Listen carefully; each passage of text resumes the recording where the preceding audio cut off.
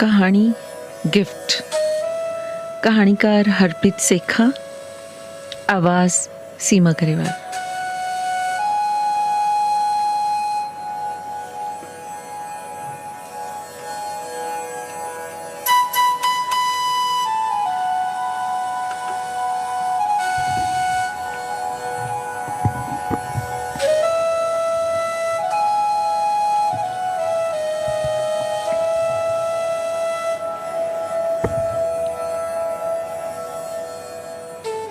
शान मत्था टेक के गुरुद्वारे के दरबार हाल विच विछे गूढ़े नीले रंग के कारपेट ते बैठ गया।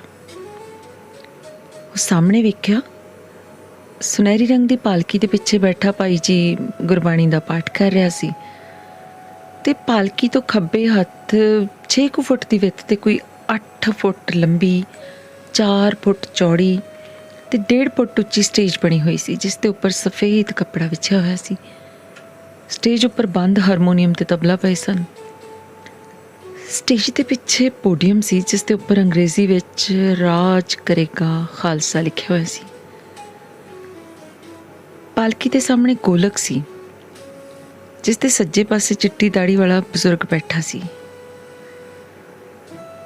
हाल अंदर आने वाले गोलक विच पैसे पा मत्था टेक के चिट्टी दाड़ी वाले बजुर्ग तो देग लैके एक पासे औरतां ते दूजे पासे आदमी बैठ जाते।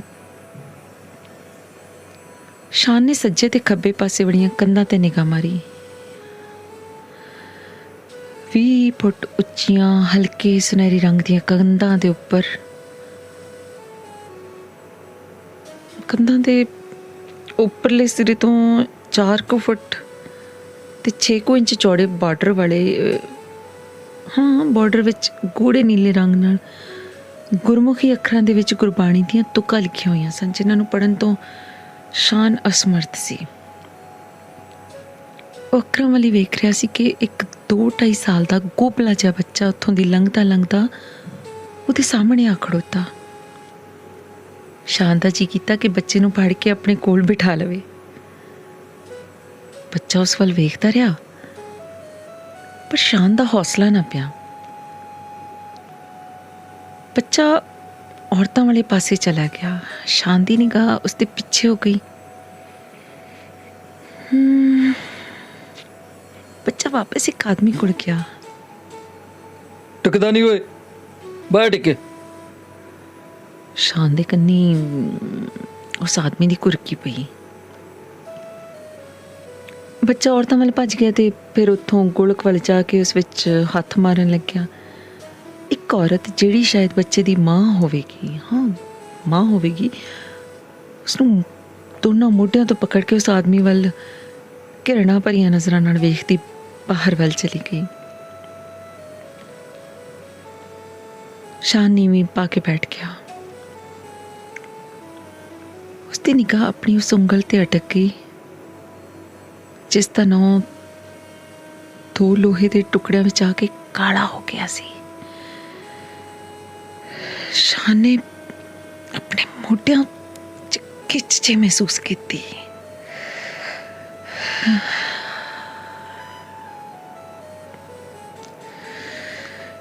ये खिच उदों महसूस करता जब उसनूं सुपना आउंदा सी। सुपना उदों खिच महसूस करता जदों उसनूं वो सुपना आता जिस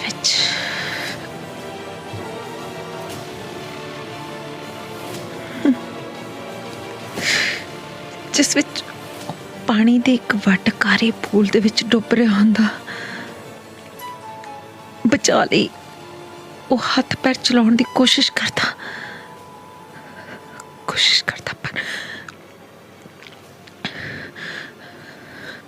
पर उसदियां बाहां उसदा साथ ना दिंदियां। बाहां नूं दोहां पासे तो कोई खिच रहा हुंदा। वो बाहां छुड़ाउण लई खिचताण करता डुबदे डुबदे डर के जाग पैंदा।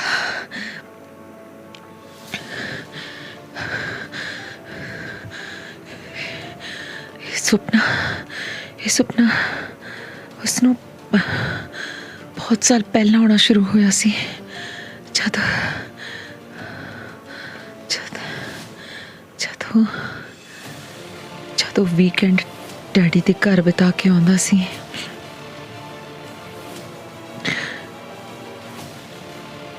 ਪਰ ਜਦੋਂ ਉਸਦਾ ਡੈਡੀ ਗੁਰਵੀਰ ਕੈਲਗਰੀ ਮੂਵ ਹੋ ਗਿਆ ਸੀ, ਇਹ ਸੁਪਨਾ ਫਿਰ ਵੀ ਆਉਂਦਾ ਰਿਹਾ ਸੀ। ਇਹ ਸੁਪਨਾ ਫਿਰ ਵੀ ਆਉਂਦਾ ਰਿਹਾ ਸੀ। ਹੁਣ ਤਾਂ ਗੁਰਵੀਰ ਨੂੰ ਮਿਲੇ ਵੀ 3 ਸਾਲ ਦੇ ਕਰੀਬ ਹੋ ਗਏ ਹੋਣੇ ਆ।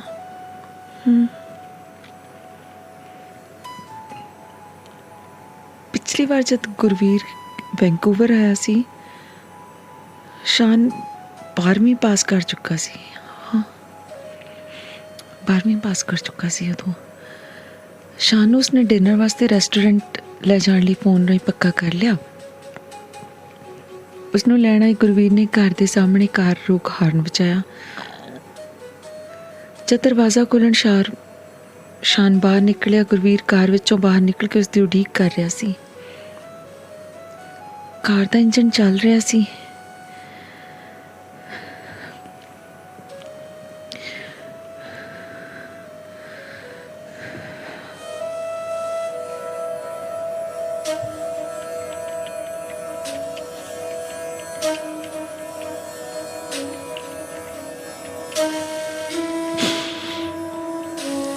ਇੰਜਨ ਚੱਲ ਰਿਹਾ ਸੀ ਤੇ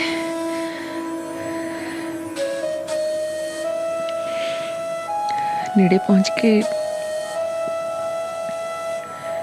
ਸ਼ਾਨ ਨੇ ਕਿਹਾ,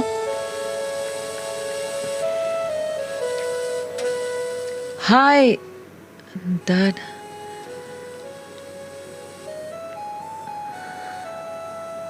ਸ਼ਾਨ ਨੇ ਹਾਈ ਸ਼ਬਦ ਉੱਚੀ, ਡੈਡ ਸ਼ਬਦ ਨੀਵੀਂ ਸੁਰ ਵਿੱਚ ਉਚਾਰਿਆ ਸੀ।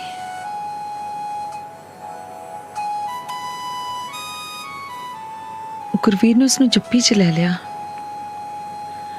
ਫਿਰ ਉਸਨੂੰ ਮੋਢਿਆਂ ਤੋਂ ਫੜ ਕੇ ਪੈਰਾਂ ਤੋਂ ਸਿਰ ਤੱਕ ਨਜ਼ਰ ਮਾਰੀ।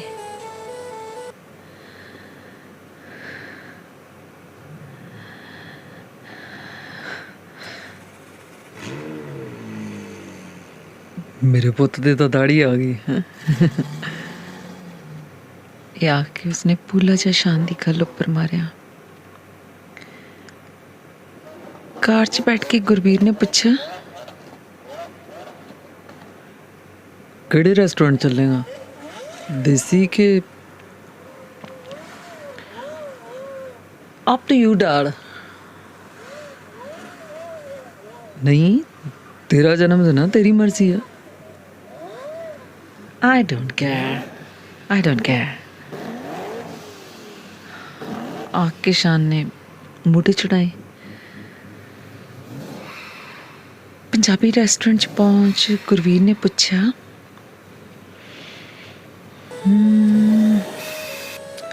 सो शॉन, हुण फिर की करन दा इरादा तेरा?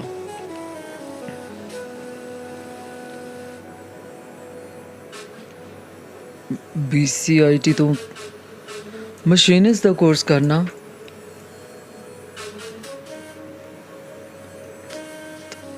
शान, तू होर पढ़दा, यूनिवर्सिटी जांदा?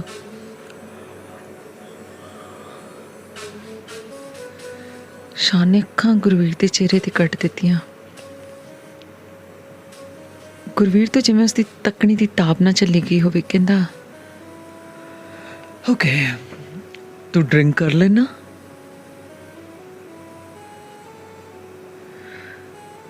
मशीनिस्ट मैनूं ठीक लगदा ते उत्थे लोकां नाल वाह नहीं पैंदा। सो मशीनिस्ट दा करना कोर्स। मैं ड्रिंक बारे पूछा सी। नहीं, नो, मैं नहीं पींदा। बियर भी नहीं मेरे साथ ली? नो, नो, नहीं, मैं नहीं पींदा।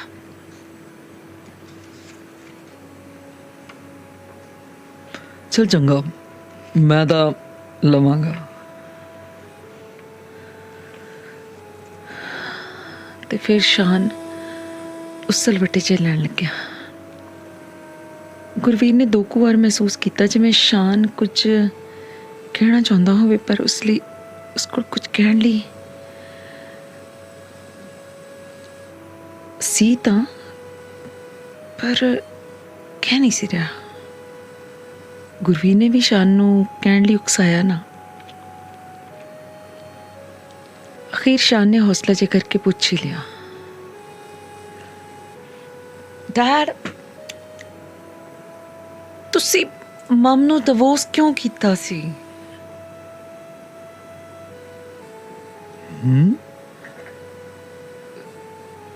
ਇਹ ਕਿਹੋ ਜਿਹਾ ਸਵਾਲ ਕਰ ਦਿੱਤਾ? ਆਪਾਂ ਤਾਂ ਅੱਜ ਤੇਰੀ ਗ੍ਰੈਜੂਏਸ਼ਨ ਸੈਲੀਬ੍ਰੇਟ ਕਰਦੇ ਆ ਨਾ। Please dad, please.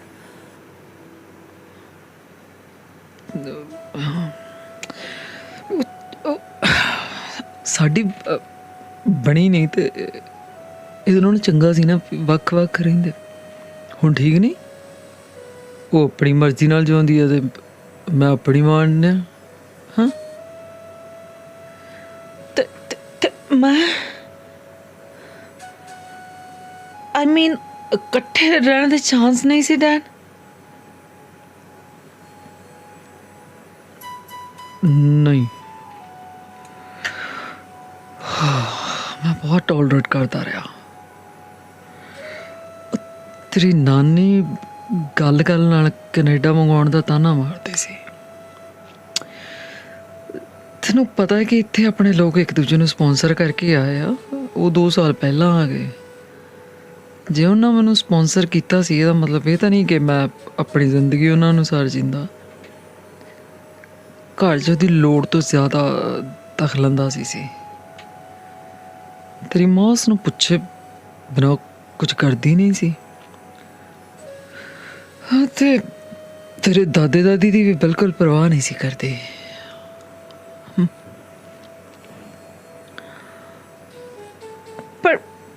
ਪਰ ਮਮ ਕਹਿੰਦੀ ਆ ਕਿ ਤੁਸੀਂ ਉਸਨੂੰ ਆਪਣੇ ਸਟੈਂਡਰਡ ਦੀ ਨਹੀਂ ਸੀ ਸਮਝਦੇ, ਇਸ ਕਰਕੇ ਡਿਵੋਰਸ ਹੋਇਆ।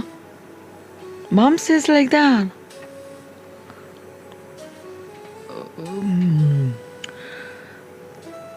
ਤੂੰ ਹੀ ਦੱਸ, ਸ਼ਕਲ ਸੂਰਤ ਜਾਂ ਪੜ੍ਹਾਈ ਲਿਖਾਈ 'ਚ ਉਹ ਮੇਰੇ ਬਰਾਬਰ ਦੀ ਹੈ? ਫਿਰ ਤੁਸੀਂ ਵਿਆਹ ਕਿਉਂ ਕੀਤਾ ਉਸ ਨਾਲ? I mean, why did you marry her?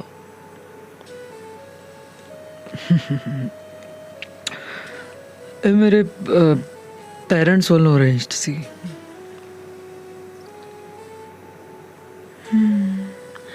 ਫਿਰ ਤੁਸੀਂ ਇੱਥੇ ਆ ਕੇ ਕਿੰਨਾ ਚਿਰ ਰਹੇ ਉਹਨਾਂ ਦੇ ਨਾਲ? I mean, ਮੇਰੇ ਮਮ ਦੇ ਨਾਲ।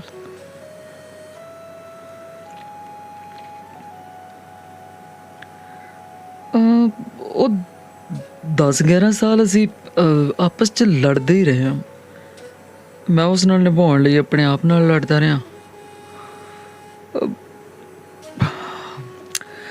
ਮੈਂ ਬਹੁਤ ਕੋਸ਼ਿਸ਼ ਕੀਤੀ ਕਿ ਮੇਰਾ ਦਿਲ ਉਸ ਨੂੰ ਕਬੂਲ ਲਵੇ, but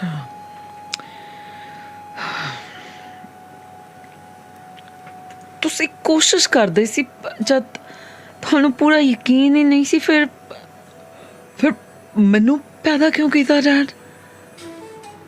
I mean, why did you make me to see this world? Why? ਇਹ ਸਭ ਅਚਨਚੇਤ ਹੀ ਹੋ ਗਿਆ। Oh,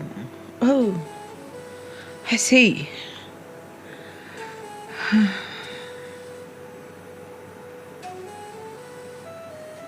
ਇਹ ਅੱਖ ਸ਼ਾਨ ਚੁੱਪ ਕਰ ਗਿਆ।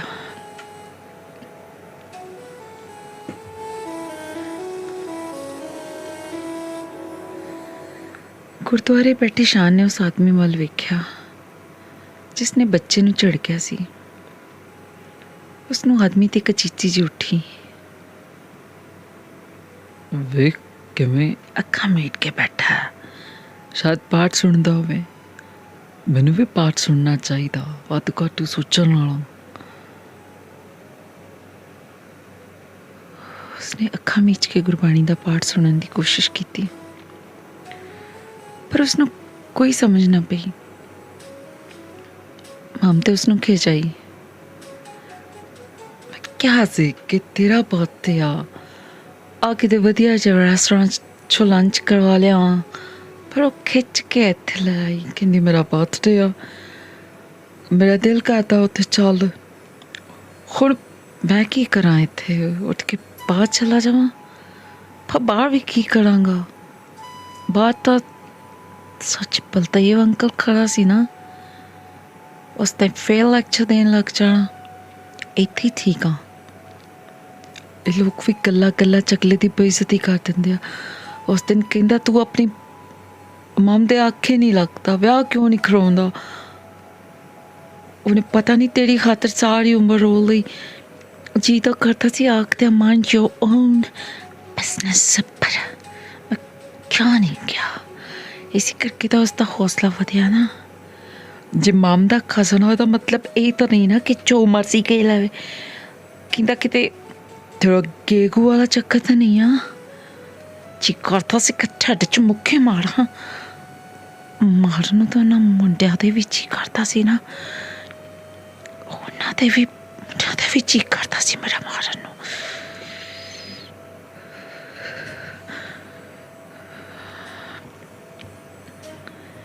उसदी अखां के स्कूल वाला सीन घुम गया। उसदी अखां के स्कूल वाला सीन घुम गया।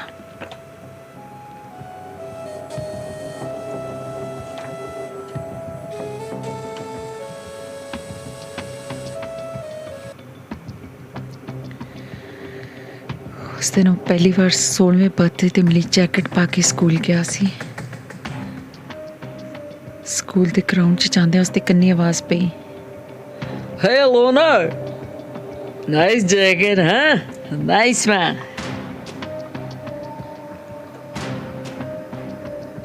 शांदा जी कीता कि दस्से कि उसके डैड ने भेजिया, पर उस स्कूल दे आवारा मुंडे सन। ओह thanks thanks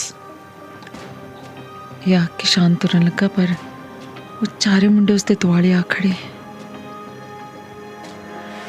Oh, my parents cannot afford such an expensive jacket. Yeah, not even my parents can afford such an expensive jacket. Expensive jacket. मतलब उन्होंने तंग करन मैंने कहा सी कि मेरे माँ प्यो तो इन्नी महंगी जैकेट मैनू नहीं दे सकते। दूजा कहना मेरे भी नहीं। ते फिर तिन्ना ने वारी वारी क्या, Then how can this? How can this dude can wear such an expensive jacket? This is not justice.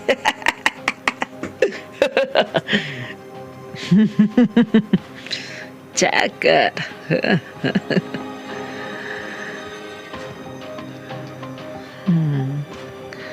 कह रही सी कि फिर ये मुंडा इन्नी महंगी जैकेट पा के आवे, ये तो इंसाफ नहीं ना। ये आके एक ने शानू बाह तो पड़ लिया, दुख सुन वट के खड़ गए। एक ने उसकी जैकेट के पीछे कुछ लिख दिता तो हसन लगे। शान ने जैकेट लाने की कोशिश की थी,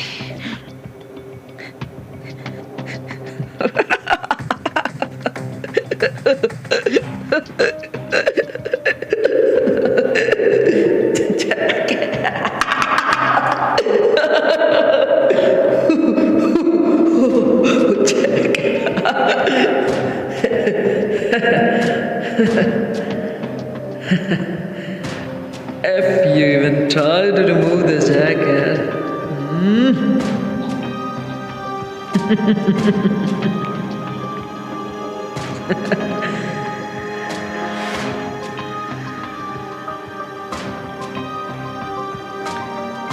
उन्होंने धमकी दी सी कि जे तू जैकेट ला ही ना कसोन विखा के धमकी दी कि जे तू जैकेट लाई ना तो फिर वेख ली। ते शान दे मकर मकर तुरन लगे। होर मुंडे कुड़ियां उसदे पिछे लिखिया पढ़ के हसन लगे ते कहन लगे, oh so he has renamed himself as Homo instead of a loner. Yes, Homo, not a loner.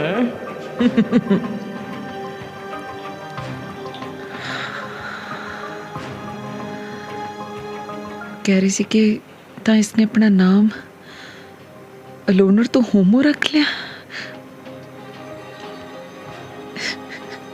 कह के हंसन लग पे। So, not loner, now he's homo.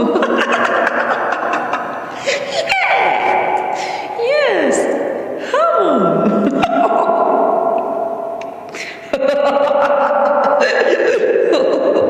Homo, not a loner. Homo, homo.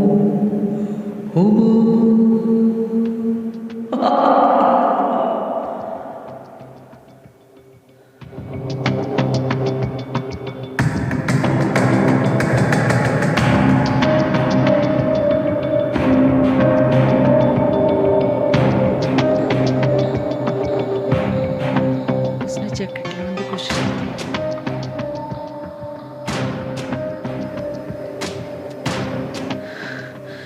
उसने जैकेट लाने की कोशिश की थी पर कसोन वेख के डर गया ते वॉशरूम वाल भज्या। पिछों बहुत सारी हसन दी आवाज़ आउंदी नहीं।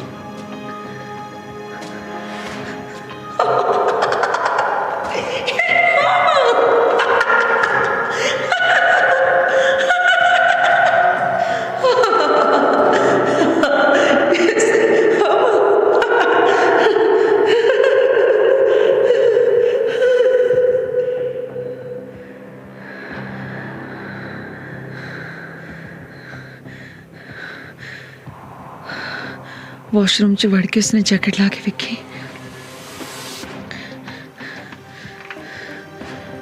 पिछे लिखा सी होमो।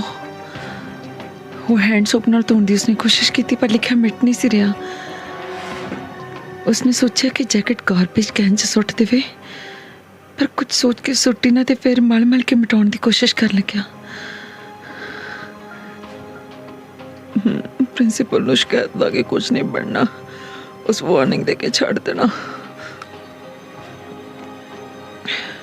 बात तो वह दोनों के पेरेंट्स ने बुला के दस देगा। तू अपने डैड नूं दस जाके, तू अपने डैड नूं दस दे जाके। उसने मगर वॉशरूम च आया गुरप्रीत हमदर्दी प्रगटा रहा सी। शान ने गुरप्रीत वाल वेख्या पर बोलिया कुछ ना। गुरप्रीत फिर कहन लग्या, मैं जो 8वीं च पढ़ता सी ना, मैनू एक मुंडा तंग करता हुंदा सी।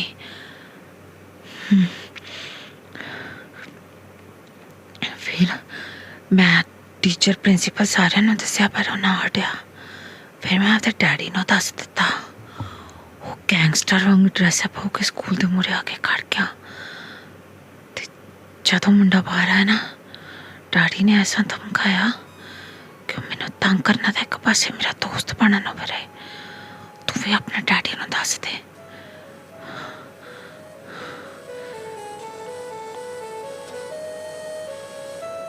ये आके गुरप्रीत चला गया पर शान सोच रहा सी कि जे मम ने जैकेट वेख ली तो की सोचेगा, की सोचेगी मम।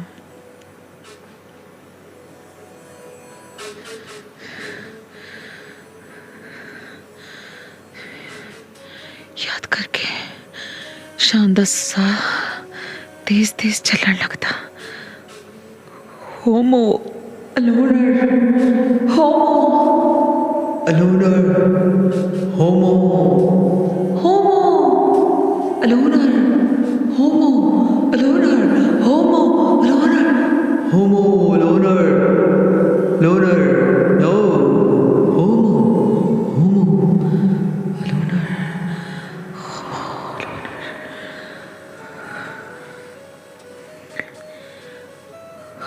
ਹੋਮੋ ਲੋਨਰ ਦੀਆਂ ਰਲਮੀਆਂ ਮਿਲਵੀਆਂ ਆਵਾਜ਼ਾਂ ਉਸਦੇ ਕੰਨਾਂ 'ਚ ਗੂੰਜਣ ਲੱਗਦੀਆਂ। ਹਾਂ ਹਾਂ ਹਾਂ, ਮੈਂ ਲੋਨਰ ਹੀ ਸੀ। ਕੋਈ ਮੇਰਾ ਦੋਸਤ ਕਿਉਂ ਨਹੀਂ ਬਣਦਾ? ਜੇ ਮੈਨੂੰ ਬਹੁਤੀਆਂ ਗੱਲਾਂ ਨਹੀਂ ਆਉਂਦੀਆਂ ਤਾਂ ਮੇਰਾ ਕੀ ਕਸੂਰ ਆ? ਮੈਂ ਹਾਂ ਹੀ ਹੋ ਜਾ। ਇੱਥੇ ਭੁਚਾਲ ਕਿਉਂ ਨਹੀਂ ਆ ਜਾਂਦਾ? ਕੋਈ ਬੰਬ ਕਿਉਂ ਨਹੀਂ ਟਿਕ ਪੈਂਦਾ? ਇੱਥੇ ਭੁਚਾਲ ਕਿਉਂ ਨਹੀਂ ਆ ਜਾਂਦਾ? ਕੋਈ ਬੰਬ ਕਿਉਂ ਨਹੀਂ ਟਿਕ ਪੈਂਦਾ? ਹਾਂ ਮੈਂ ਲੋਨਰ ਇਕੱਲਾ ਰਹਿੰਦਾ, ਮੈਨੂੰ ਨਹੀਂ ਆਉਂਦੀਆਂ ਗੱਲਾਂ, ਨਹੀਂ ਮੇਰਾ ਕੋਈ ਦੋਸਤ ਬਣਦਾ, ਫਿਰ ਮੇਰਾ ਕੀ ਕਸੂਰ ਆ? I'm a loner. ਹੈਗਾ ਮੈਂ ਲੋਨਰ, ਮੈਂ ਹੈਗਾ ਲੋਨਰ, ਮੇਰਾ ਕੀ ਕਸੂਰ ਆ?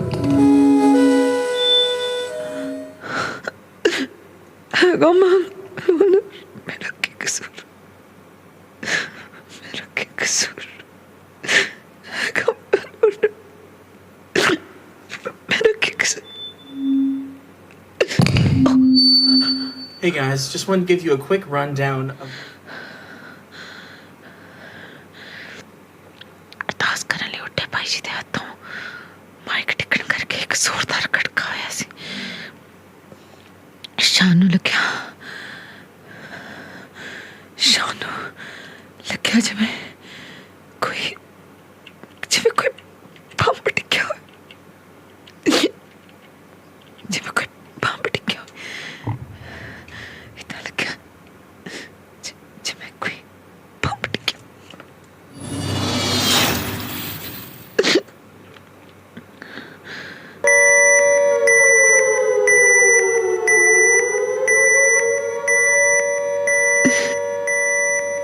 ਜਿਵੇਂ ਉਸਦੇ ਜਮਾਤੀਆਂ ਤੇ ਬਲਦੇਵ ਅੰਕਲ ਸੜੇ ਬਹੁਤ ਸਾਰੀਆਂ ਲਾਸ਼ਾਂ ਪਈਆਂ ਹੋਣ।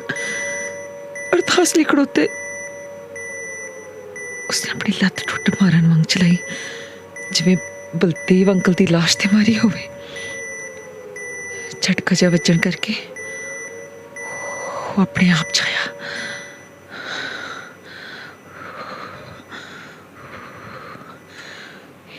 ਇਹ ਮੈਂ ਕਿ ਵਾਤੋਂ ਘੱਟੋ ਸੋਚੀ ਜਾਂਦਾ। ਮੈਨੂੰ ਧਿਆਨ ਹੋਰ ਪਾਸੇ ਲਾਉਣਾ ਚਾਹੀਦਾ, ਧਿਆਨ ਹੋਰ ਪਾਸੇ ਲਾਉਣਾ ਚਾਹੀਦਾ।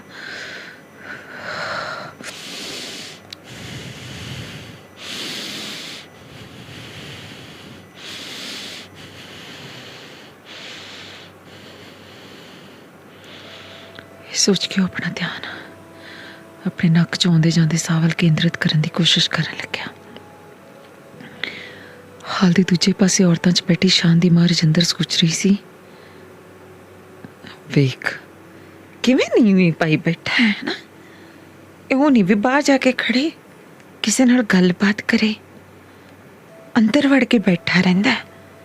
ਬਥੇਰਾ ਕਹਿੰਦੀ ਆ ਵੀ ਲੋਕਾਂ ਨੂੰ ਮਿਲਿਆ ਗਿਲਿਆ ਕਰੇ। ਅੱਜ ਕਿਹੜਾ ਆਉਂਦਾ ਸੀ? ਬਰਥਡੇ ਦਾ ਵਾਸਤਾ ਦੇ ਕੇ ਲਿਆਈ ਆ, ਸੋਚਿਆ ਸੀ ਧੱਕੇ ਨਾਲ ਗੁਰਦੁਆਰੇ ਲੈ ਜਾਨੀ ਆ। ਹੋ ਸਕਦਾ ਕਿਸੇ ਕੁੜੀ ਕਤਰੀ ਤੇ ਨਿਗਾਹ ਪੈ ਜੇ, ਅਟਕ ਜੇ। ਪਰ ਇਹ ਤਾਂ ਨੀਵੀਂ ਨਹੀਂ ਚੁੱਕਦਾ ਗਾ। ਕਿਉਂ ਭੱਜਦਾ ਵਿਆਹ ਦੇ ਨਾਂ ਤੋਂ? ਕਿਤੇ ਕੋਈ ਨੁਕਸ ਤਾਂ ਨਹੀਂ? ਨਹੀਂ ਨੁਕਸ ਹੁੰਦਾ ਤਾਂ ਉਦਣ ਉਸ ਕੁੜੀ ਦੇ ਨਾਲ ਕਰ, ਉਸ ਕੁੜੀ ਦੇ ਨਾਲ ਜਿਵੇਂ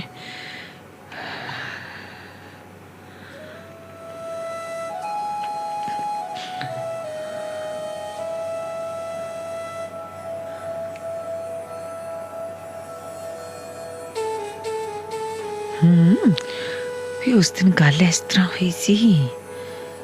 ਫਿਰ ਰਜਿੰਦਰ ਦੀ ਤਬੀਅਤ ਠੀਕ ਨਾ ਹੋਣ ਕਰਕੇ ਕੰਮ ਤੋਂ ਪਹਿਲਾਂ ਮੁੜ ਆਈ ਸੀ। ਉਸਨੂੰ ਸ਼ਾਨ ਦੇ ਬੈਡਰੂਮ 'ਚੋਂ ਕਿਸੇ ਕੁੜੀ ਦੇ ਬੋਲਣ ਦੀ ਆਵਾਜ਼ ਸੁਣ ਕੇ ਹੈਰਾਨੀ ਜਿਹੀ ਹੋਈ ਸੀ। ਉਸਨੇ ਦਰਵਾਜ਼ੇ ਦੇ ਨਾਲ ਕੰਨ ਲਾ ਕੇ ਸੁਣਨ ਦੀ ਕੋਸ਼ਿਸ਼ ਕੀਤੀ। ਕਮਰੇ 'ਚੋਂ ਆਉਂਦੀ ਆਵਾਜ਼ ਨੂੰ ਸੁਣ ਕੇ ਉਸਨੂੰ ਸ਼ਰਮ ਦੇ ਨਾਲ ਖੁਸ਼ੀ ਜਿਹੀ ਵੀ ਮਹਿਸੂਸ ਹੋਈ। ਉਹ ਪੋਲੇ ਪੈਰੀਂ ਆਪਣੇ ਕਮਰੇ 'ਚ ਚਲੀ ਗਈ ਤੇ ਉਸਦਾ ਨੱਚਣ ਲਈ ਦਿਲ ਕੀਤਾ। ਇੱਕ ਖਿਆਲ ਆਇਆ ਕਿ ਬਾਹਰ ਚਲੀ ਜਾਵੇ, ਕਿਤੇ ਉਸਦੀ ਆਮਦ ਨੂੰ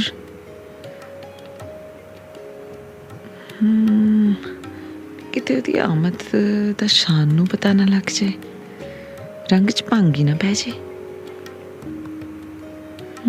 ਪਰ ਫਿਰ ਉਸਨੇ ਇੱਕ ਖਿਆਲ ਛੱਡ ਦਿੱਤਾ ਤੇ ਛੋਪਲੇ 'ਚ ਲੇਟ ਗਈ। ਬਾਹਰ ਵਾਲੇ ਦਰਵਾਜ਼ੇ ਦੀ ਉਸ ਬਿੜਕ ਰੱਖੀ। ਦਰਵਾਜ਼ਾ ਖੁੱਲਣ ਦੀ ਆਵਾਜ਼ ਸੁਣ ਕੇ ਉਸਨੇ ਘੜੀ ਵੱਲ ਵੇਖਿਆ। 11 ਵਜੇ ਸੀ। 11 ਵਜੇ ਸੀ। ਉਹ ਮੁਸਕਰਾ ਪਈ। ਬੜਾ ਸਿਆਣਾ ਮੇਰਾ ਪੁੱਤ। ਪਤਾ ਹੈ ਵੀ ਮਾਂ ਨੇ 11:45 ਵਜੇ ਪੜ੍ਹਨਾ, ਪਹਿਲਾਂ ਹੀ ਤੋਰ ਦਿਆਂ। ਸਿਆਣਾ। ਫਿਰ ਥੋੜਾ ਜਿਹਾ ਪਰਦਾ ਸਰਕਾ ਕੇ ਵੇਖਿਆ ਕਿ ਸ਼ਾਨ ਦੇ ਨਾਲ ਦੇਸੀ ਕੁੜੀ ਵੇਖ ਉਸਦੇ ਹੱਥ ਧੰਨਵਾਦ ਦੀ ਮੁਦਰਾ 'ਚ ਉੱਪਰ ਵੱਲ ਨੂੰ ਉੱਠੇ। ਜਦ ਸ਼ਾਨ ਕੁੜੀ ਨੂੰ ਛੱਡ ਕੇ ਵਾਪਸ ਆਇਆ, ਗੈਰਾਜ 'ਚ ਰਜਿੰਦਰ ਦੀ ਕਾਰ ਵੇਖ ਕੇ ਸਮਝ ਗਿਆ ਕਿ ਮਾਂ ਨੂੰ ਪਤਾ ਲੱਗ ਗਿਆ। ਦੂਸਰੀ ਸਵੇਰ ਉਹ ਮਾਂ ਦੇ ਨਾਲ ਅੱਖ ਮਿਲਾਉਣੋਂ ਕਤਰਾ ਰਿਹਾ ਸੀ, ਪਰ ਰਜਿੰਦਰ ਕਿਸੇ ਹੋਰ ਹੀ ਦੁਨੀਆ 'ਚ ਸੀ। ਨਾਸ਼ਤਾ ਤਿਆਰ ਕਰਦੀ ਉਹ ਗੁਣਗੁਣਾ ਰਹੀ ਸੀ। ਉਸ ਦਿਨ ਤਾਂ ਰਜਿੰਦਰ ਨੇ ਕੁਝ ਨਾ ਪੁੱਛਿਆ ਦੱਸਿਆ, ਪਰ 2 ਦਿਨਾਂ ਬਾਅਦ ਕਹਿੰਦੀ, ਵੇ ਸ਼ਾਨ ਹੁਣ ਤਾਂ ਵਿਆਹ ਵਾਸਤੇ ਹਾਂ ਕਰ ਦੇ। ਉਹ ਮਮ, ਤੈਨੂੰ ਕਿੰਨੀ ਵਾਰ ਕਿਹਾ ਵਿਆਹ ਦੀ ਗੱਲ ਨਾ ਕਰਿਆ ਕਰ ਮੇਰੇ ਨਾਲ। ਤੇਰੀ ਗੱਲ ਫਰੈਂਡ ਨਾਲ ਕਰਾ ਦੂੰ, ਤੂੰ ਹਾਂ ਤਾਂ ਕਰ ਸਹੀ। ਓਹੋ ਮਮ, ਮੇਰੀ ਕੋਈ ਗਰਲਫ੍ਰੈਂਡ ਨਹੀਂ ਆ। ਤੇ ਉਦਣ ਵਾਲੀ ਕੁੜੀ ਕੌਣ ਸੀ ਫਿਰ? ਹੈ? Oh, Mom, she's Radhika. We are just friends, Mom. We are just friends. ਵੀ ਕਿਤੇ ਜਸਟ ਫਰੈਂਡਾਂ ਨਾਲ ਇਸ ਤਰ੍ਹਾਂ ਵੀ ਆਹੀ ਉਹ ਆਖਣਾ ਚਾਹੁੰਦੀ ਸੀ ਪਰ ਚੁੱਪ ਕਰ ਗਈ। ਕਿਤੇ ਐਂ ਵੀ ਹੋ ਸਕਦਾ ਵੀ ਉਸ ਰਾਤ ਮੈਨੂੰ ਭੁਲੇਖਾ ਤਾਂ ਨਾ ਲੱਗਾ ਹੋਵੇ। ਨਹੀਂ, ਮੈਂ ਆਪਣੇ ਕੰਨੀ ਸੁਣਿਆ ਹੈ। ਡਰਾਈਵੇ 'ਚ ਖੜੇ ਜੱਫੀ ਪਾਈ ਸੀ, ਇੱਕ ਦੂਜੇ ਨੂੰ ਚੁੰਮਦੇ ਸੀ। ਹਾਏ ਹਾਏ ਹਾਏ ਹਾਏ, ਮਹਾਰਾਜ ਦੀ ਹਜ਼ੂਰੀ 'ਚ ਇਹ ਮੈਂ ਕੀ ਪੁੱਠਾ ਸਿੱਧਾ ਸੋਚੀ ਜਾਂਦੀ ਆ। ਸੱਚੇ ਪਾਤਸ਼ਾਹ ਭੁੱਲਾ ਬਖਸ਼ਾਇਓ, ਸੱਚੇ ਪਾਤਸ਼ਾਹ ਬਖਸ਼ਾ ਦਿਓ, ਸਮੱਤ ਬਖਸ਼ੋ ਮੇਰੇ ਪੁੱਤ ਨੂੰ ਵੀ। ਉਹਦੇ ਮਨ ਮਿਹਰ ਪਾਓ ਸੱਚੇ ਪਾਤਸ਼ਾਹ, ਵਿਆਹ ਲਈ ਰਾਜ਼ੀ ਹੋ ਜੇ। ਇਹ ਤਾਂ ਘਰ ਵਸ ਜੇ, ਮੇਰੀ ਜ਼ਿੰਮੇਵਾਰੀ ਪੂਰੀ ਹੋ ਜਾਊ। ਭੁੱਲ ਬਖਸ਼ਾ ਦਿਓ ਸੱਚੇ ਪਾਤਸ਼ਾਹ, ਭੁੱਲ ਬਖਸ਼ਾ ਦਿਓ। ਪਤਾ ਨਹੀਂ ਕੀ ਪੁੱਠਾ ਸਿੱਧਾ ਸੋਚੀ ਜਾਂਦੀ ਸੀ ਮੈਂ। ਉਸਦੇ ਕੋਲ ਇੱਕ ਬੱਚਾ ਦੌੜ ਕੇ ਲੰਘਿਆ। ਹਾਂ ਵੇਖ, ਲੋਕ ਮਹਾਰਾਜ ਦੀ ਹਜ਼ੂਰੀ 'ਚ ਵੀ ਸਾਂਭ ਕੇ ਨਹੀਂ ਰੱਖਦੇ, ਵੀ ਸਾਂਭ ਕੇ ਬਿਠਾ ਲਈਏ ਉਹਦੇ ਕੋਲ। ਮੇਰੇ ਸ਼ਾਨ ਨੇ ਤਾਂ ਕਦੇ ਕੋਈ ਇੱਲਤ ਨਹੀਂ ਸੀ ਕੀਤੀ, ਹੈ ਨਾ। ਲੋਕਾਂ ਵੀ ਆਖਣਾ ਇਹ ਕਿੰਨਾ ਸਿਆਣਾ ਆ, ਪੂਰਾ ਇੱਲਤ ਨਹੀਂ ਕਰਦਾ। ਸਾਡੇ ਤਾਂ ਜੁਮਾ ਨਹੀਂ ਟੇਕਦੇ।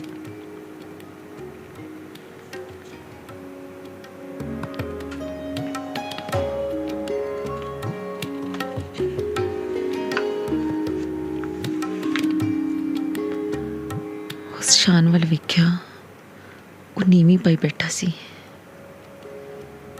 ਵੇਖਾਂ ਕਿਵੇਂ ਮਗਨ ਹੋਇਆ ਬੈਠਾ ਹੈ।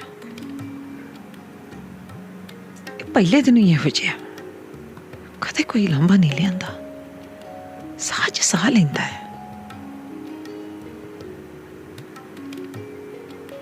ਤੇ ਇਹ ਸੋਚਦਿਆਂ ਉਸਦੀਆਂ ਅੱਖਾਂ ਕੋਲ 7-8 ਸਾਲ ਦਾ ਸ਼ਾਨ ਲੰਘ ਗਿਆ,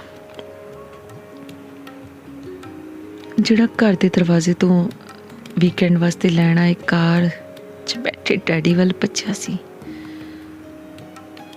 ਉਦੋਂ ਰਜਿੰਦਰ ਦੇ ਅੰਦਰ ਜਿਵੇਂ ਕੁਝ ਭੁਰ ਗਿਆ ਹੋਵੇ, ਉਸ ਤੋਂ ਰਿਹਾ ਨਾ ਗਿਆ। ਵਾਪਸ ਆਈ ਸ਼ਾਨ ਨੂੰ ਕਹਿੰਦੀ, ਤੂੰ ਤਾਂ ਡੈਡੀ ਨੂੰ ਜ਼ਿਆਦਾ ਲਾਈਕ ਕਰਦਾ ਹੈਗਾ। ਕਿਵੇਂ ਭੱਜਿਆ ਸੀ ਉਹਦੇ ਵੱਲ।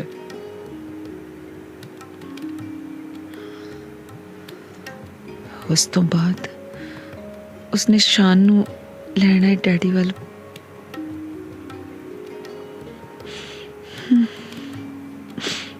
ਉਸ ਤੋਂ ਬਾਅਦ ਉਸਨੇ ਸ਼ਾਨ ਨੂੰ ਲੈਣਾ ਹੈ ਡੈਡੀ ਵੱਲ। ਭੱਜਦੇ ਕਦੇ ਨਹੀਂ ਸੀ ਦੇਖਿਆ, ਕਦੇ ਨਹੀਂ ਸੀ ਦੇਖਿਆ।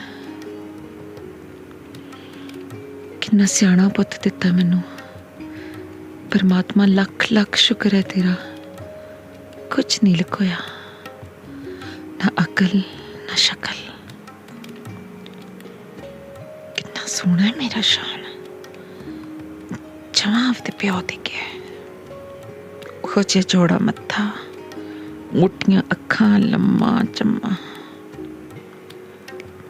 ਇਹ ਜਿਹੀਆਂ ਮੋਟੀਆਂ ਅੱਖਾਂ, ਲੰਬਾ ਲੰਜਾ ਪਿਓ ਵਾਂਗੂ। ਪਿਓ ਇਹਦੇ ਨਾਲ ਤਾਂ ਗਰੂਰ ਹੀ ਬਹੁਤ ਜ਼ਿਆਦੀ ਸ਼ਕਲ ਤੇ ਆਖਦਾ ਹੁੰਦਾ। ਕੁੜੀਆਂ ਵਾਲੇ ਮਗਰ ਫਿਰਦੇ ਸੀ, ਪਰ ਨਰੜ ਤਾਂ ਤੇਰੇ ਨਾਲ ਹੀ ਹੋਣਾ ਸੀ। ਨਾ ਕਰਾਉਂਦੇ ਨਰੜ, ਹੁਣ ਲੁਕੋਇਆ ਤਾਂ ਨਹੀਂ ਸੀ ਨਾ। ਉਦੋਂ ਲੁਕੋਇਆ ਸੀ ਕੁਛ ਤੇ ਨਾ ਹੁਣ ਲੁਕੋਇਆ। ਜਿਹੋ ਜੀ ਹੋਣਾ ਉਹੋ ਜੀ ਉਦੋਂ ਸੀ। ਕੈਨੇਡਾ ਆਉਣਾ ਸੀ, ਉਸ ਵੇਲੇ ਡਾਇਲੌਗ ਮਾਰਦੇ ਸੀ, ਅਕਲ ਹੋਣੀ ਚਾਹੀਦੀ ਹੈ, ਸ਼ਕਲ 'ਚ ਕੀ ਪਿਆ। ਉਨੀ ਪਰ ਤੇਰੇ ਕੋਲ ਤਾਂ ਅਕਲ ਵੀ ਹੈ ਨਹੀਂ। ਆਹੋ, ਤੂੰ ਕੈਨੇਡਾ ਪਹੁੰਚ ਕੇ ਮਾਂ ਪਿਓ ਆ ਗਏ, ਹੁਣ ਅਕਲ ਪਰਖਣ ਪਿਆ। ਓਏ ਅਕਲ ਦਾ ਤਾਂ ਹੁਣੀ ਪਤਾ ਲੱਗਿਆ। ਕੱਲਾ ਮੈਂ ਕੱਟੀ ਜਾਂਦਾ ਸੀ। ਮੇਰੇ ਮਾਂ ਪਿਓ ਦੀ ਤੂੰ ਇੱਜ਼ਤ ਨਹੀਂ ਕਰਦੀ ਤੇ ਮੈਨੂੰ ਤੂੰ ਬਿਨਾਂ ਨਹੀਂ ਬੋਲਦੀ। ਆਪ ਹੀ ਬੋਲਣ ਆਇਆ ਤੂੰ ਕਿੰਨਾ ਕੁ ਮੇਰੇ ਮਾਂ ਦੀ ਇੱਜ਼ਤ ਕਰਦਾ ਹੈਗਾ। ਗੰਦੀ ਤੋਂ ਬਿਨਾਂ ਤਾਂ ਗੱਲ ਨਹੀਂ ਕਰਦਾ। ਉਹ ਗੰਦੀ ਨੂੰ ਗੰਦੀ ਹੋਈ ਆਖੂੰ ਜਦੋਂ ਮੇਰੇ ਘਰ ਜਾ ਕੇ ਦਖਲ ਦਿੰਦੀ ਆ। ਨਾ ਤੇਰੇ ਮਾਂ ਪਿਓ ਨਹੀਂ ਦਖਲ ਦਿੰਦੇ ਕਿ ਜੋ ਆ ਜਾਂਦੀ ਹੈ ਤਾਂ ਆਖਿਰ ਦਖਲ ਬਣ ਜਾਂਦਾ ਹੈ। ਜੇ ਮੈਂ ਤੇਰੀ ਮਾਂ ਨੂੰ ਗੰਦੀ ਅੱਖਾਂ ਫੇਰ ਵੇਖ ਲਾ ਕੇ ਤੂੰ, ਮੈਂ ਕਿਹਾ ਵੇਖ ਹੀ ਲਾ ਕੇ, ਵੇਖ ਲਾ।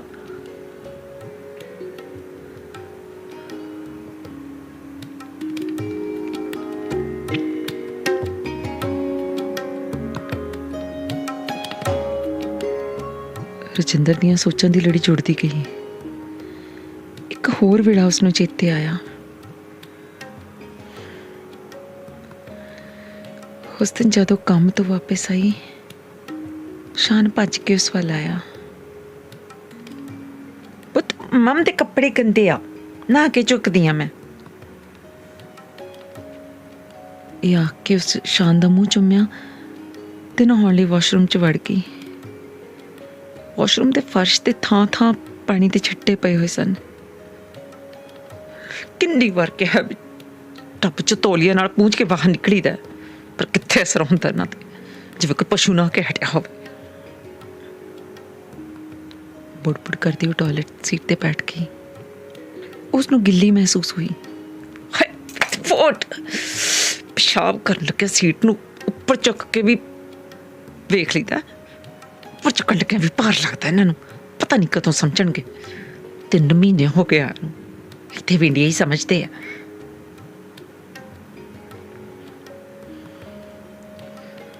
ਆਪਣੇ ਸਹੁਰੇ ਦੀ ਕਚੀਚੀਆਂ ਲੈਂਦੀ ਜਦੋਂ ਨਹਾ ਕੇ ਸ਼ਾਨ ਨੂੰ ਚੁੱਕਣ ਲੱਗੀ ਤਾਂ ਉਸਦੀ ਸੱਸ ਨੇ ਸ਼ਾਨ ਵੱਲ ਹੱਥ ਕਰਕੇ ਕਿਹਾ, ਭਾਈ ਮੈਨੂੰ ਤਾਂ ਇਹਨੇ ਬਾਲਾ ਸਤਾਇਆ, ਕੁਛ ਨਹੀਂ ਕਰਨਾ ਦਿੱਤਾ।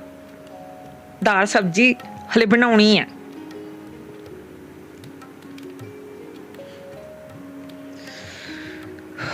ਭਰੀ ਪੀਤੀ ਉਹ ਦਾਲ ਸਬਜ਼ੀ ਦਾ ਆਹਰ ਕਰਨ ਕਿਚਨ 'ਚ ਚਲੀ ਗਈ। ਸ਼ਾਨ ਉਸਦੇ ਮਗਰ ਫਿਰਨ ਲੱਗਾ। ਅਰੇ ਹਟ ਵੇ, ਕੰਮ ਕਰਕੇ ਕੰਮ ਕਰ ਮਰ ਲੈਣ ਦੇ ਕਰੋ ਕਦੇ। ਉਸ ਕਿਹਾ ਪਰ ਸ਼ਾਨ ਉਸਦੇ ਕੰਮ ਕਰਦੀ ਦੀਆਂ ਲੱਤਾਂ ਵਿੱਚ ਵੱਜਦਾ ਰਿਹਾ। ਪਹਿਲਾਂ ਬਾਹਰੋਂ ਸਿਆਪਾ ਕਰਕੇ ਆਓ, ਫਿਰ ਘਰ ਆ ਕੇ ਕਰੋ।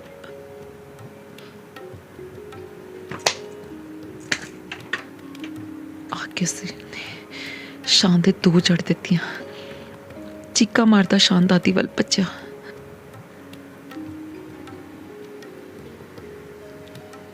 ਆਪਦੇ ਵਿੱਤ ਅਨੁਸਾਰ ਸਾਰੇ ਹੀ ਕਰਦੇ ਹੈਗੇ। ਇਹ ਆਖ ਦਾਦੀ ਨੇ ਸ਼ਾਨ ਨੂੰ ਚੁੱਕ ਲਿਆ ਤੇ ਰਜਿੰਦਰ ਬੈਡਰੂਮ ਦਾ ਦਰਵਾਜ਼ਾ ਬੰਦ ਕਰਕੇ ਰੋਣ ਲੱਗੀ। ਵਿੱਤ ਅਨੁਸਾਰ ਕਰਤੀ ਸੀ ਵੱਡੀ, ਫੋਨ ਵੱਲੋਂ ਤੁਹਾਨੂੰ ਵੇਲ ਨਹੀਂ ਸੀ ਮਿਲਦੀ। ਕਦੇ ਕਿਸੇ ਨੂੰ ਕਰ ਲਿਆ ਤੇ ਕਦੇ ਕਿਸੇ ਨੂੰ ਕਰ ਲਿਆ। ਬੀਬੀ ਨੇ ਕਿੰਨੀ ਵਾਰੀ ਗੱਲੀ ਬਾਤੀ ਸੁਣਾਇਆ ਸੀ ਕਿ ਉਹ ਨੂੰਹ ਦੇ ਕੰਮ ਤੋਂ ਮੁੜਨ ਤੋਂ ਪਹਿਲਾਂ ਪਹਿਲਾਂ ਸਾਰਾ ਕੰਮ ਨਿਬੇੜ ਦਿੰਦੀ ਹੈ, ਪਰ ਕਿੱਥੇ। ਬੀਬੀ ਸਗੋਂ ਵਾਧੂ ਦੀ ਮਾੜੀ ਬਣ ਗਈ।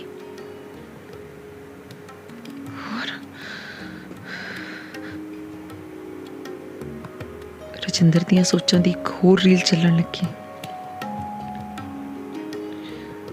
ਗੁਰਵੀਰ ਆਪਣੇ ਛੋਟੇ ਭਰਾ, ਹਾਂ ਜਿਹੜਾ ਉਸਦੇ ਮਾਂ-ਬਾਪ ਦੇ ਨਾਲ ਹੀ ਕੈਨੇਡਾ ਆਇਆ ਸੀ, ਉਹਦੀ ਘਰਵਾਲੀ ਯਾਨੀ ਕਿ ਗੁਰਵੀਰ ਦੀ ਭਰਜਾਈ ਮਤਲਬ ਦਰਾਣੀ, ਭਰਾ ਦੀ ਘਰਵਾਲੀ ਦੇ ਕੈਨੇਡਾ ਪਹੁੰਚਣ ਤੋਂ 4 ਕੁ ਦਿਨ ਬਾਅਦ ਸ਼ਰਾਬ ਨਾਲ ਰੱਜਿਆ ਘਰ ਮੁੜਿਆ। 4 ਕੁ ਦਿਨਾਂ 'ਚ ਚੁੱਪ ਸੀ ਤੇ ਸੋਫੇ ਤੇ ਲਟਿਆ ਉੱਚੀ ਉੱਚੀ ਬੋਲ ਰਿਹਾ ਸੀ। 4 ਦਿਨਾਂ ਤੋਂ ਬਾਅਦ ਚੁੱਪਚਾਪ ਰਹਿਣ ਤੋਂ ਬਾਅਦ ਅੱਜ ਫੁੱਟ ਪਿਆ। ਚੋਰਾ ਲੈ ਗਿਆ ਸਾਰਾ ਕੁਛ, ਥੋੜਾ ਛੋਟ ਲੈ ਗਿਆ ਸਾਰਾ ਕੁਛ। ਸੋਹਣੀ ਸੁਨੱਖੀ ਬੜੀ ਲਿਖੀ ਆ ਕੋਈ ਵਾਲੀ, ਮਾਂ ਪਿਓ ਦਾ ਉਹਦੇ ਨਾਲ ਰਹਿੰਦੇ ਆ। ਉਹ ਮੇਰੀ ਘਰ ਵਾਲੀ ਦੀ ਸੇਵਾ ਤੋਂ ਖੁਸ਼ ਹੋ ਗਏ, ਕਹਿੰਦੇ ਅਸੀਂ ਨਹੀਂ ਸੇਵਾ ਹੋਰ ਕਰਾ ਸਕਦੇ। ਉਹ ਰੱਬਾ ਤੇਰੀ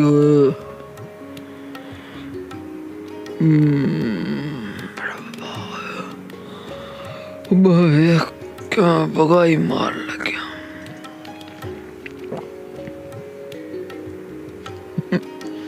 ਓਏ ਆ ਗਈ ਬੀਬੀ ਹੋਰੀ ਆਏ ਵੇ, ਬੀਬੀ ਆਈ ਵੀ ਆ।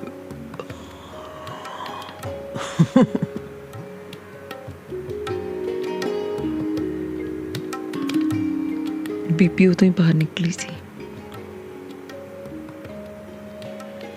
ਨਾ ਆਪਦੇ ਆਪ ਨੂੰ ਤਾਂ ਤੂੰ ਬਹੁਤ ਪੜ੍ਹਿਆ ਲਿਖਿਆ ਸਮਝਦਾ ਹੈ। ਕਿੱਧਰ ਗਈ ਤੇਰੀ ਐਮਏ ਕੀਤੀ? ਮੇਰੀ ਦੀਆਂ 10 ਪੜ੍ਹੀਆਂ ਸਹੀ, ਪਰ ਉਹ ਤੇਰੇ ਵਾਂਗ ਨਹੀਂ ਬੋਲਦੀ ਐਵੇਂ ਕਰਕੇ। ਨਾਲੇ ਹੁਣ ਤੁਹਾਨੂੰ ਇਹ ਕਸੋਣੀ ਲੱਗਣ ਲੱਗ ਗਈ। ਇਸੇ ਕਸੋਣੀ ਕਰਕੇ ਹੀ ਇੱਥੇ ਆਇਆ ਤੂੰ। ਜਿਹੜਾ ਉਹ ਛੋਟਾ ਹੂਰਾਂ ਪਰੀ ਲੈ ਕੇ ਆਇਆ, ਉਹ ਵੀ ਸਾਡੀ ਇਸ ਕਸੋਣੀ ਨਹੀਂ ਇੱਥੇ ਮੰਗਾਇਆ। ਜੇ ਇੰਡੀਆ ਹੁੰਦਾ ਹੋ ਜਾਂਦਾ ਇਹੋ ਜਿਹਾ ਰਿਸ਼ਤਾ। ਉਦੋਂ ਕਹਿੰਦੇ ਸੀ ਸਾਨੂੰ ਫਰਸ਼ਾਂ ਤੋਂ ਚੱਕ ਕੇ ਅਰਸ਼ਾਂ ਤੇ ਪਹੁੰਚਾਤਾ। ਹੁਣ ਅਕਲਾਂ ਸ਼ਕਲਾਂ ਪਰਖਦੇ ਆ ਹੈਂ। ਲੱਛਣ ਕੀ ਲਾਏ ਆ ਤੁਸੀਂ?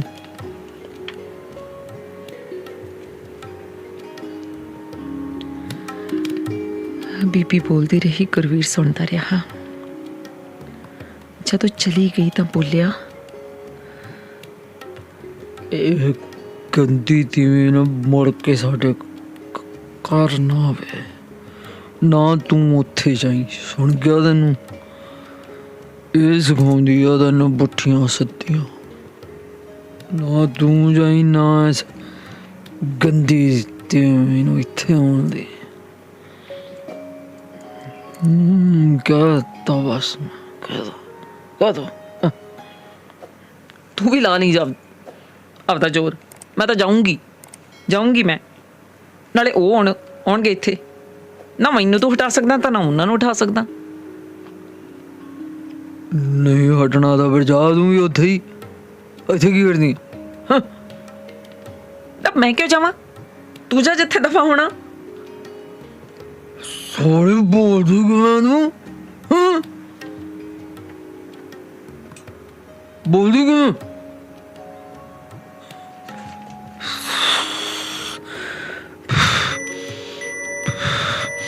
ਬੋਲਦੀ ਕਿਵੇਂ ਤੂੰ?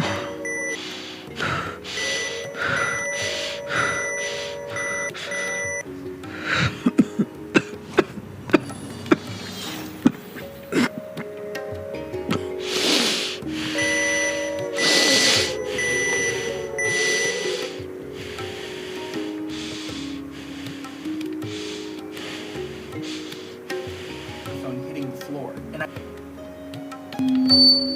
Hey guys, just want to give you a quick rundown of my mic drop.